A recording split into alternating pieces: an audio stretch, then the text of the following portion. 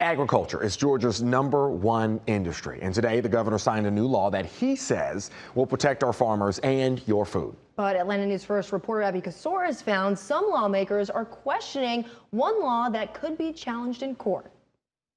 And I'm looking forward to signing these bills today. Georgia Governor Kemp says foreign adversaries are preying on Georgia farmers, desperate for cash, buying their land, stripping it of natural resources, and turning a quick profit. We cannot allow foreign adversaries to control something as critical to our survival as our food supply. The governor, the agriculture commissioner, and other Georgia Republicans in Valdosta to sign Senate Bill 420. The bill prevents people or companies from buying Georgia farmland if they have any ties to a nation the Federal Department of Commerce defines as a foreign adversary. The Federal Department of Commerce updates that list depending on what's going on internationally. The state's Department of Agriculture says those foreign adversaries own about 2,000 acres here in Georgia.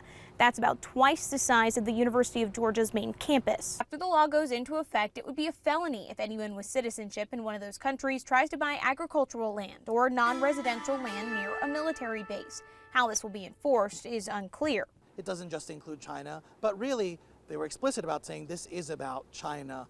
State Representative Marvin Lim is a member of the Asian American Pacific Islander Caucus. His caucus opposes the bill. He says Republicans are using the bill to try to get votes during an election year by feeding into anti-Chinese hysteria. He agrees with calls to audit who owns the land and farmland here in Georgia, but says placing restrictions like this is discriminatory. What this bill does is to blow up a non-existent problem. And at the end of the day, it's not that there are people like me that are against national security, that are against taking a look at this issue, or just against going about it in this way. A similar law in Florida is caught up in court for discrimination claims. Lim, an attorney, says you can expect your tax dollars will be used to pay the legal fees if and when the bill receives a challenge. In Athens, I'm Abby Casores.